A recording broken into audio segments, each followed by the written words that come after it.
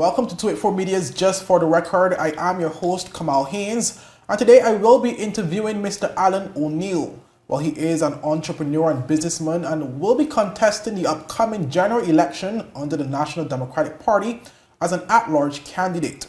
Well, on today's episode, we will be asking Mr. O'Neill some of the tough questions that need answers. Well, stay tuned right after this break.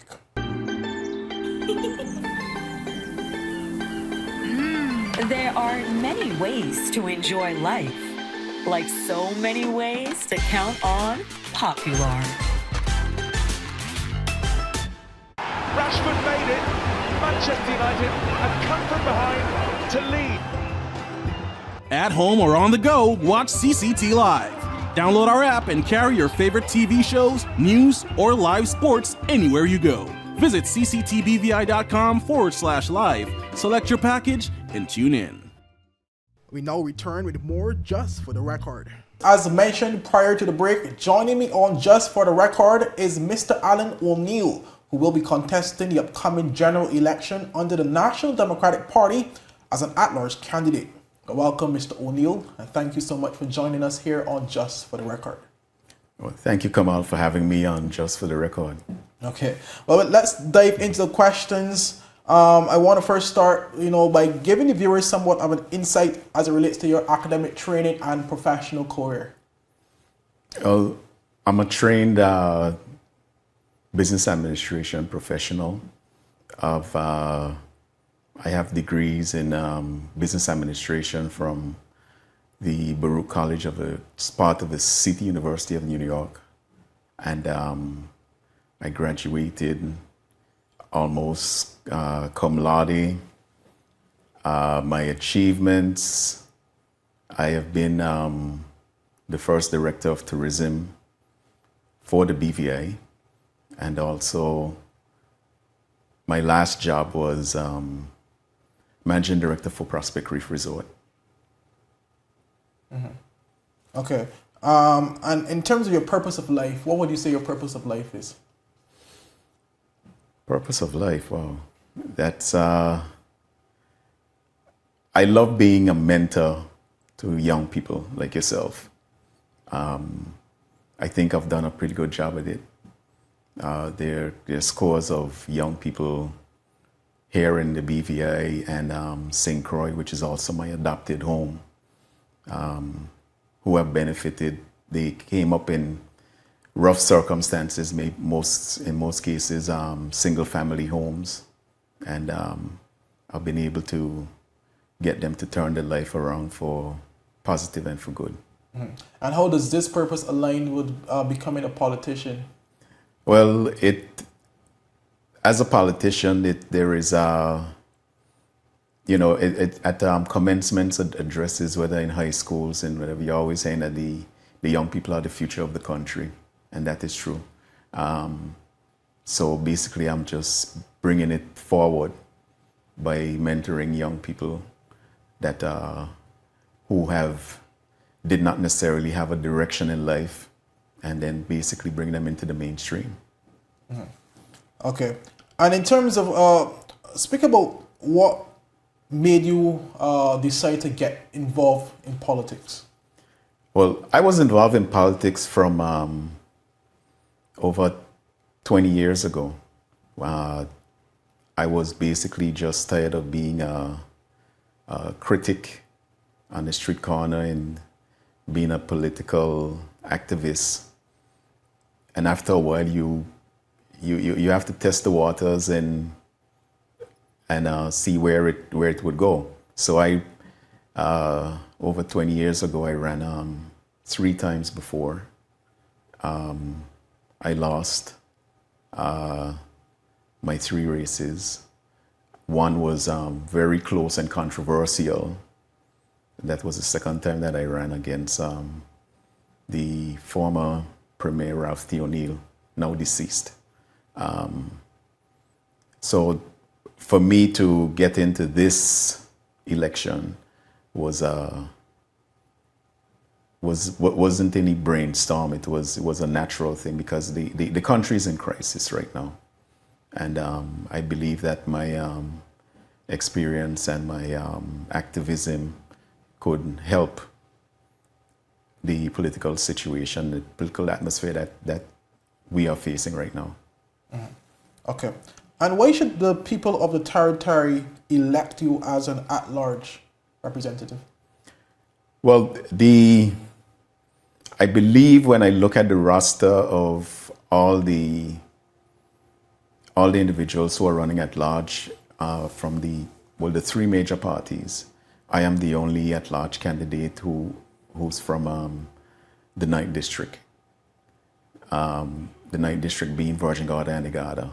I actually live in Virgin Gorda. So that, I believe, is a plus because we in Virgin Gorda in the 9th District, we only control one district, right? And Tortola controls the other 8. And in my district, the people tend to feel at a disadvantaged. And therefore, if they have a combination of one person, they elect one person in the district and they elect one person at large, that is a good combination. They would amplify their representation by 2, at least 2, if not more. Okay? Okay. And why should the people elect you? I believe that I have exemplified the drive, the ambition to not only be an elected official, but I also am somebody who listens and cares, who's empathetic to individuals, whatever the struggles they are going through life. I can be your representative in that case. There are too many people who are, the BVI is a prosperous country, but there are many people who are not falling in line with the prosperity that is taking place. And I can help in that respect. Okay. And what are your professional plans if you are not elected? If I'm not elected, I continue my political activism, which I've been doing pretty much all my life, most of my adult life. And I would still be there for the people, more specifically in my district that I live in. Like I said, I live in Virgin Gorda, and for the wider British Virgin Islands. And for those persons who may not know you, this question is geared towards giving somewhat of an insight as it relates to how you would handle a challenge generally. So tell me about a challenge you faced, a mistake you have made, or a time you have failed, and how you dealt with it. That's like a 3-part question you just asked. Yes. How I deal with challenges is that I look at challenges as, and especially those that you fail at, I see them as experience gathering. You gather the experience of what not to do when the situation presents itself at another time.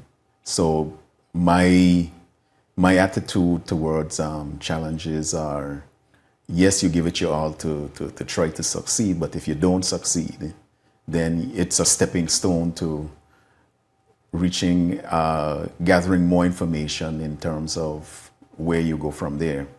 The third part of your question, which I don't quite remember, was A mistake you've made or a time you have failed. a mistake, right? And how you dealt with it. Just give us an example to relate to. Right. I could say that, for instance, the question was asked of me by an individual just the other day. Why did I stop running for politics? I ran against Ralph O'Neill 3 times. And they asked me, why did I stop? I didn't necessarily stop, right?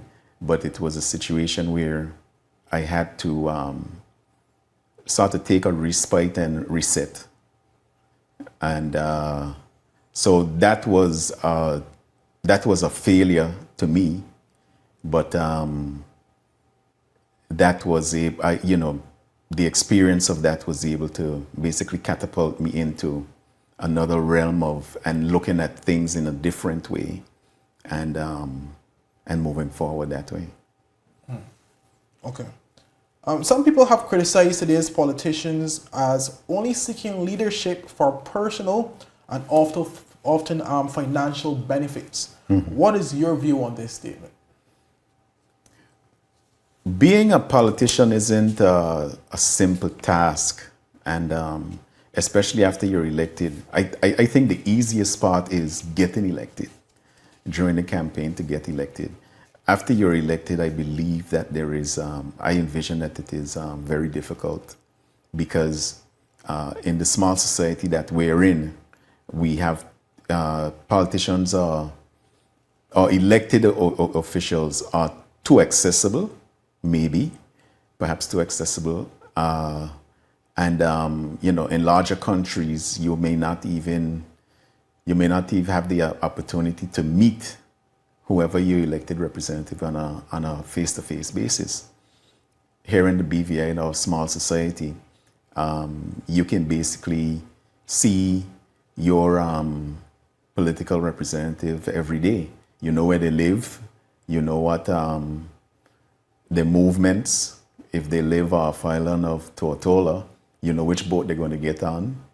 So that becomes very difficult. So you can't really, any politician can't really duck and hide from the individuals who will be coming at you. My approach to that is not to necessarily, I engage people, I welcome people to talk, because I prefer more to, when you listen, you know, if you like to talk, right? When you talk, you're talking from a position of what knowledge you have.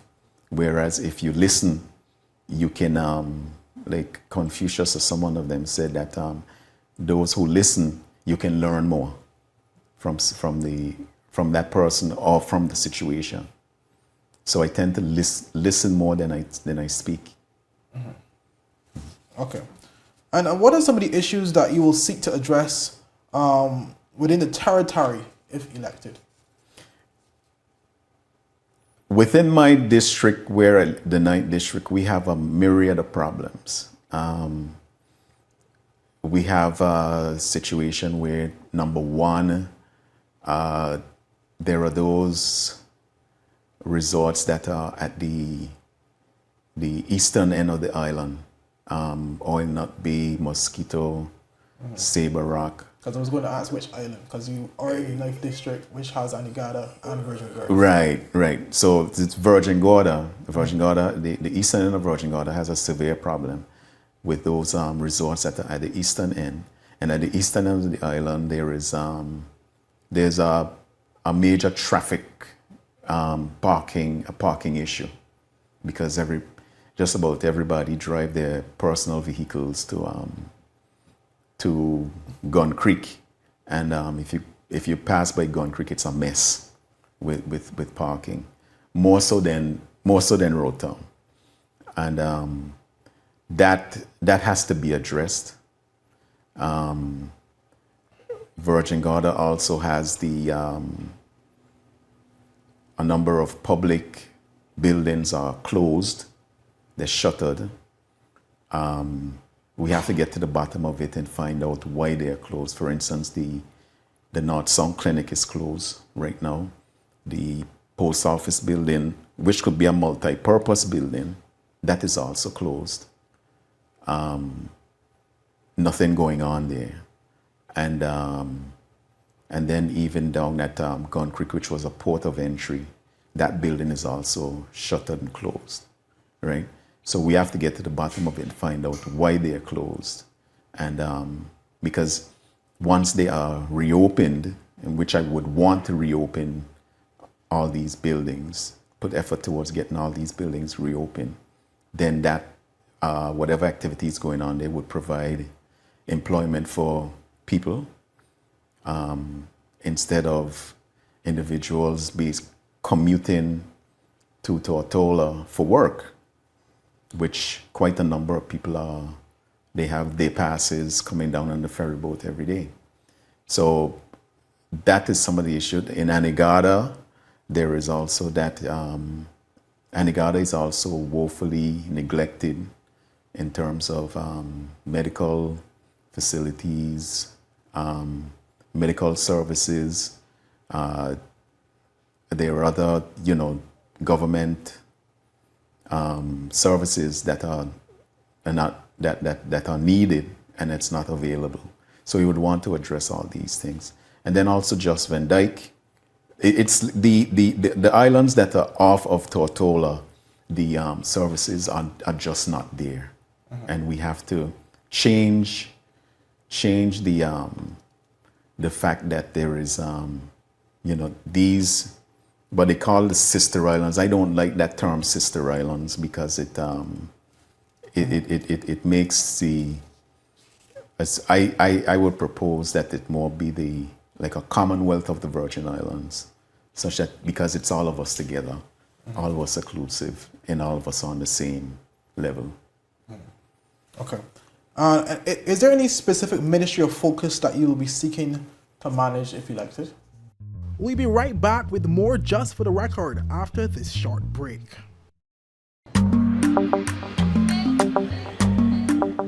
Yo, everything good, Dad? Why? This thing got me one way, Daddy. What you mean? Ever since I hook up with this thing, can't eat, I can't sleep. This is the first thing I touch it when I reach home. What you really? Hey, this thing like you know. Dad, this thing got me staying home, keeping out of trouble me. Wow. What your name is? Shit. I talking about my CCT life. Don't worry about missing your favorite series, sports, news, and local programming. Come to CCT today and sign up for CCT Live to access over 80 channels. CCT Live. Bring it home. 1 month free trial turn into 5. 5 months turn into, well, you know I huff. I watching ball. I been watching football. Dad, Nickelodeon, Paw Patrol. I am hooked. Hook, I tell you. So you're saying I can ask this cat any question? The cat is connected to the computer. You just type in the question, it will read his mind. There the answer comes.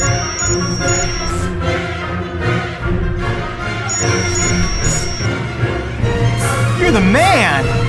I've been looking for this for weeks. We now return with more Just for the Record. Is there any specific ministry or focus that you will be seeking to manage if elected?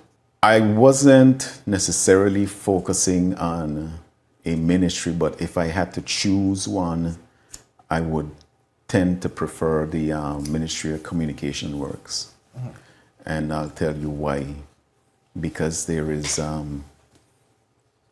driving through the BVI, and especially in Tortola, there's such a large disrepair of the roads, and the roads have to be fixed. I believe that this is the first time that I've seen an election where the Ministry of Works wasn't busy, very busy, fixing roads and fixing things that came under their purview. It appears as if, well, I understand that the current Minister of Communication and Works, Mr. Reimer, he may be very popular in his district, but as a minister, I think he's failed. He's severely failed the people. Okay. And in terms of, I know you mentioned as it relates to some of the stuff you would like to see through once elected.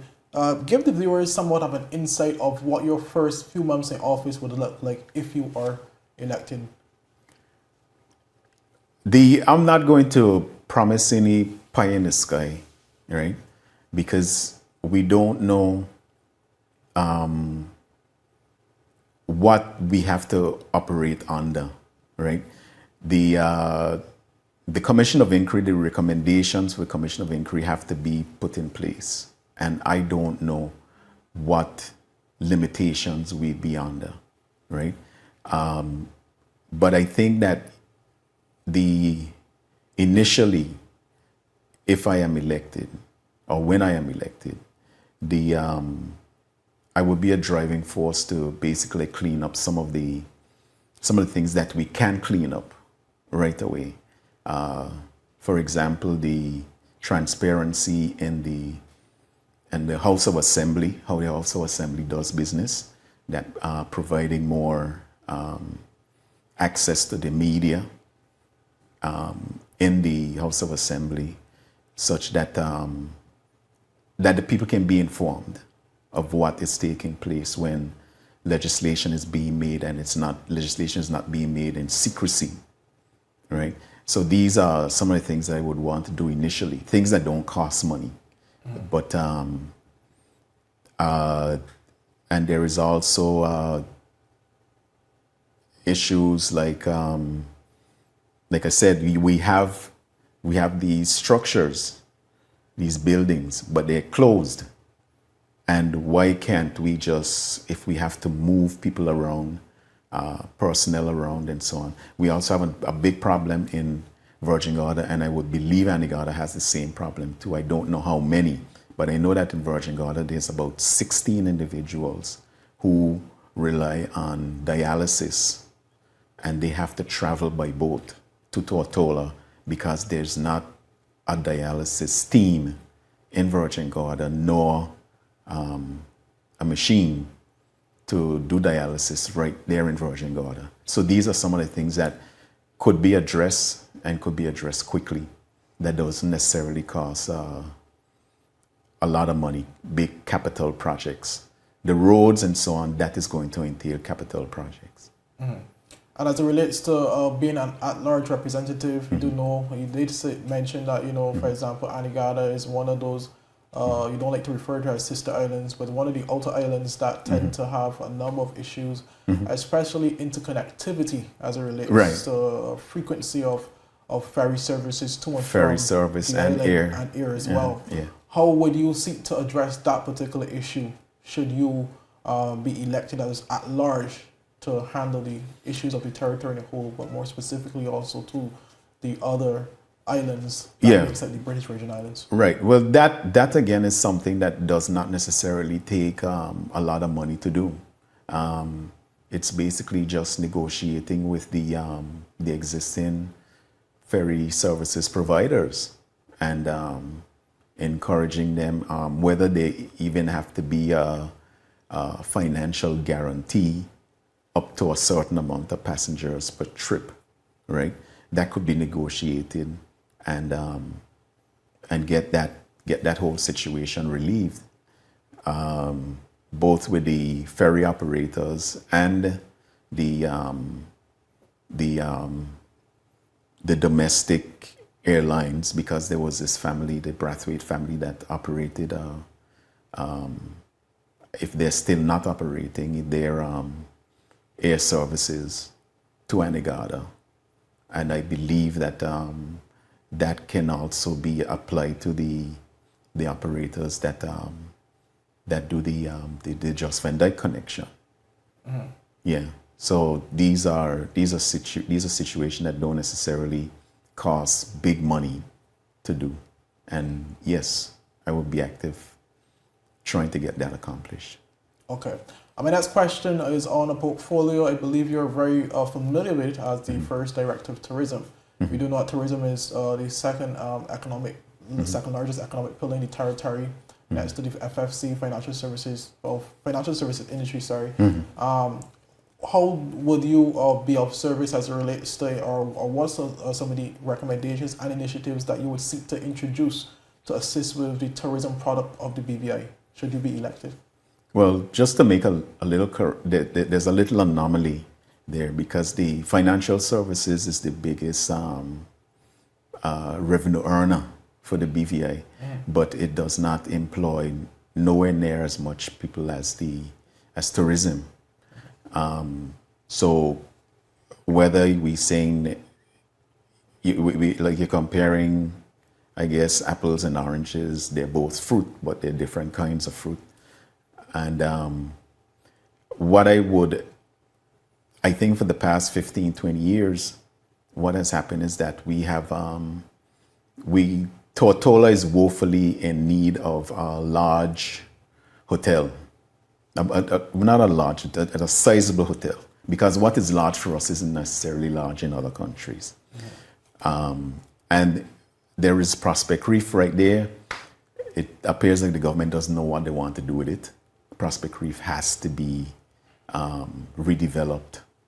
And that can provide another 200 rooms, especially now that they have this direct service, air service from Miami, right? You have to have hotel rooms to support the operation of an aircraft that is going to be has like a capacity of like about 100 seats, 110 seats each flight. Where you're going to put all these people, right? So Tortola needs for Prospect Reef to definitely be redeveloped. Virgin Gorda also needs another sizable hotel that to rival and to buttress the what Little Dix Bay is doing, because Little Dix Bay is the largest hotel in Virgin Gorda.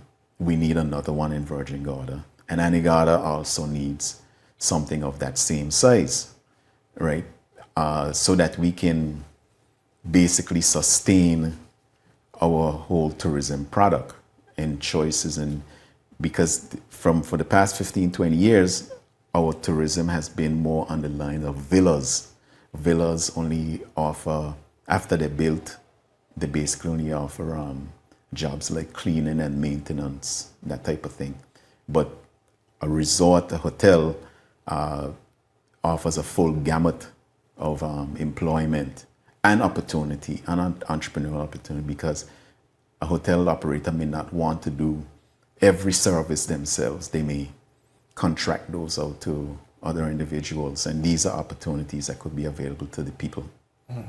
And another subject matter of importance as it relates to the territory is airlift and the expansion of the Terrence B. Lightsome International Airport. And as recently, you would have made a statement as it relates to stating basically that the expansion or a larger airport or larger international airport is necessary, needed within the territory, even if it's not on Beef Island, for example. Can you speak to that?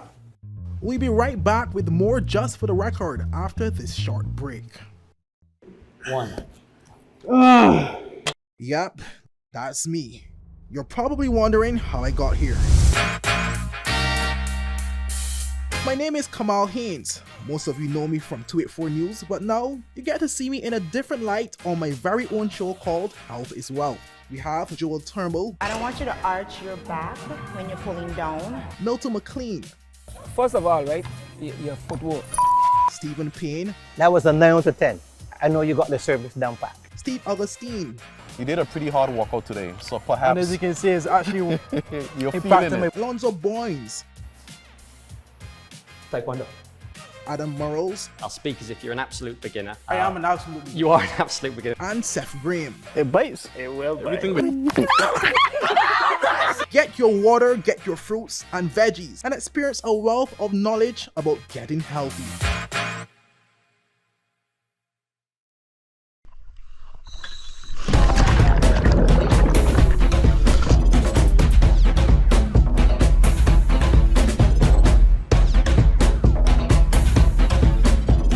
Today, I am doing cobble treatments with Beyond the Reef.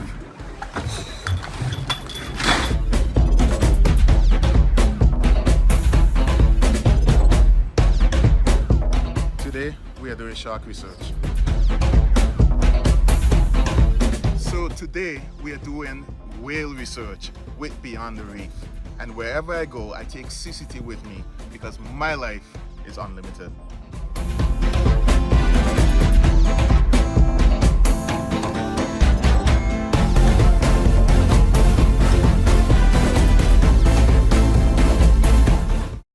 We now return with more Just for the Record. Recently, you would have made a statement as it relates to stating basically that the expansion or a larger airport or larger international Is airport necessary. is needed within the territory, Very, even if very. it's not on Beef Island, for example. Can you speak to that?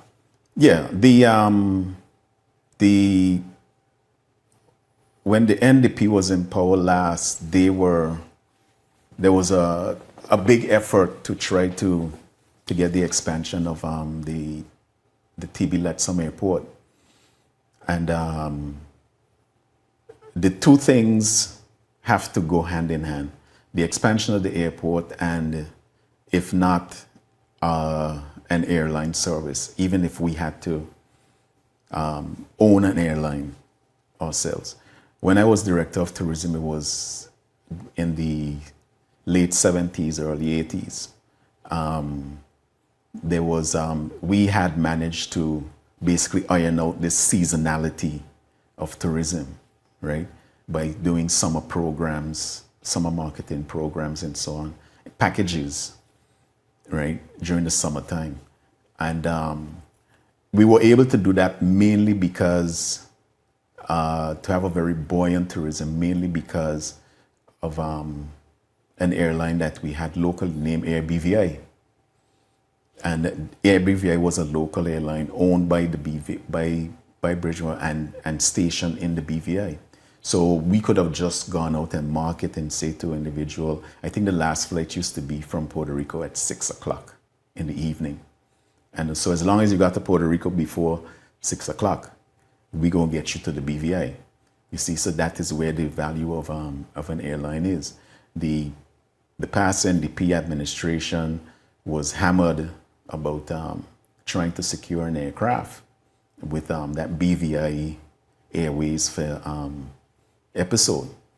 But my opinion is that their heart was in the right direction, because that it was proven, that when you have your own airline, because for instance, Cayman Islands, which have a very buoyant tourism, and they have larger numbers than us, right?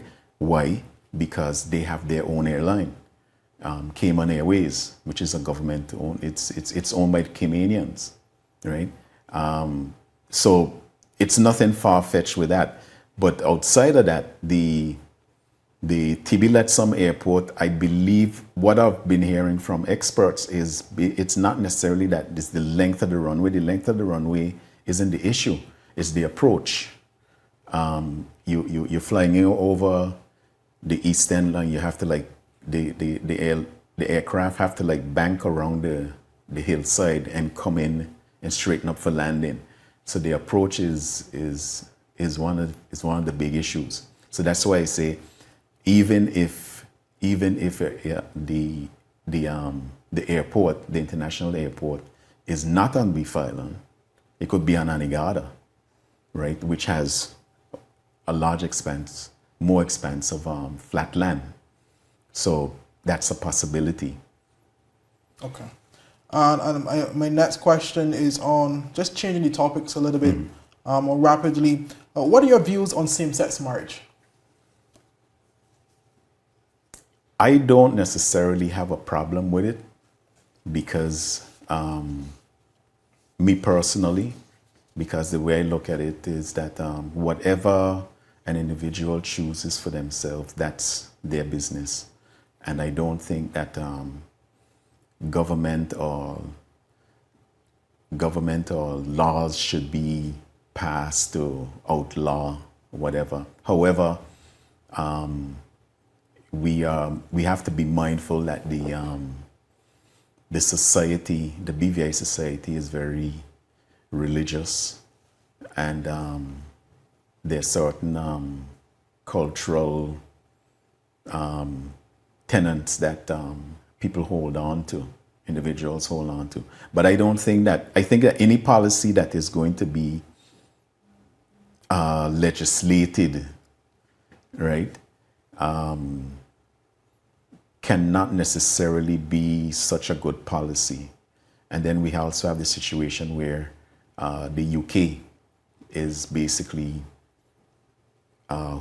forcing our hands to say, well, okay, you have to embrace this, because they have had to embrace it in the UK. So if they, I think they're going through the same debate in the UK as we are going through concerning same-sex marriage. Okay. And what are your views on the recently concluded Commission of Inquiry? The Commission of Inquiry was something that the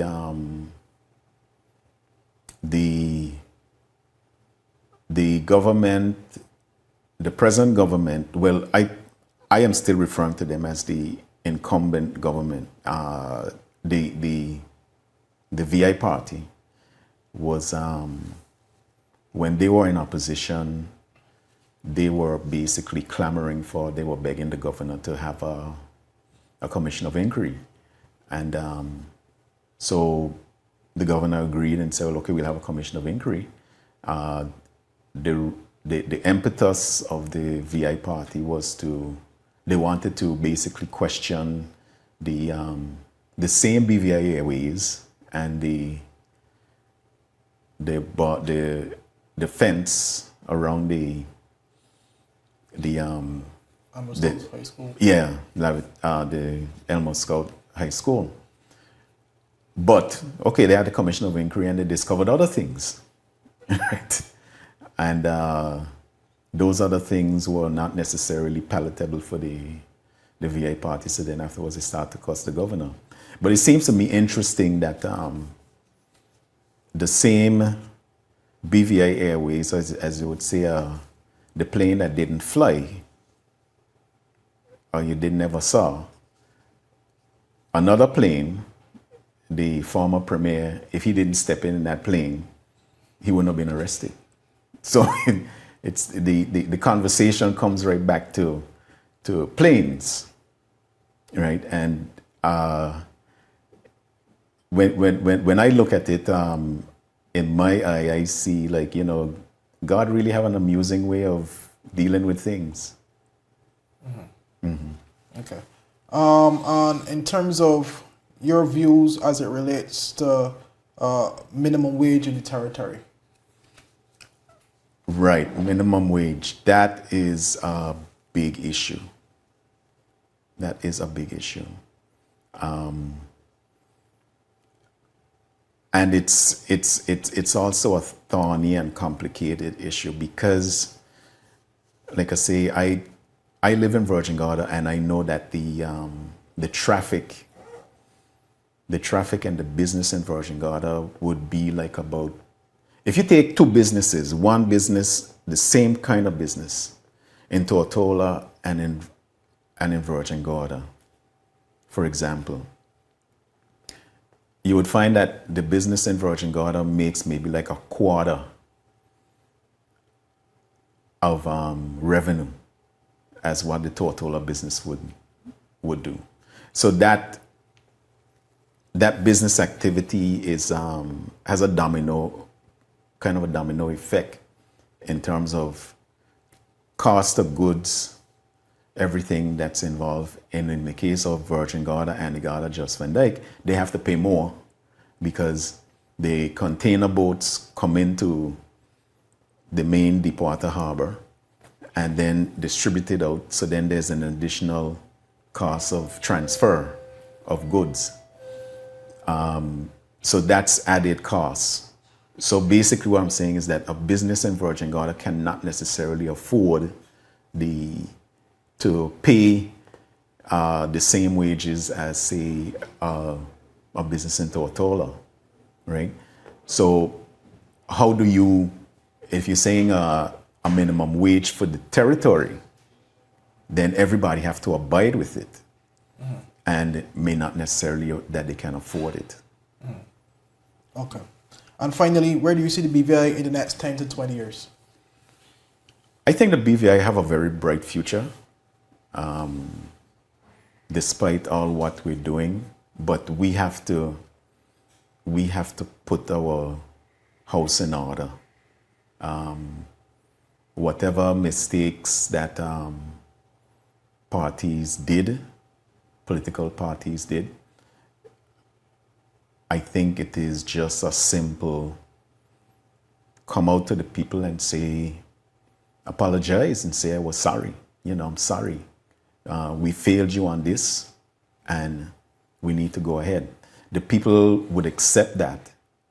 But if we just want to, when we make mistakes, and then we just want you to just push it under the rug and then say, well, okay, let's continue, right? Then we are not really building, because what we're doing is you're eroding the foundation of the of our reputation and everything else, and then you just want to go ahead and mess. We have to be brave enough to face what it is we are facing, face the problems, and a lot of times the problems might be an individual, it might be a committee, or it might be a group of individuals, and then you have to be brave enough to deal with them before we go ahead with our plans. But the BVI's future I think is very bright. Okay. I want to thank you, Mr. O'Neill, on joining us here on Just for the Record. I really appreciate you answering, responding to all the questions asked today. Well, thank you for having me, and I hope that you will have a very good day, and you'll be out on election day to vote. Okay, thank you. Well, I can't vote here in the territory, but thank you nonetheless. But you have a voice. Well, that's all we have for today's episode of Just for the Record. I'm your host, Kamal Haynes. Hope you enjoyed the content. Until next time, bye-bye.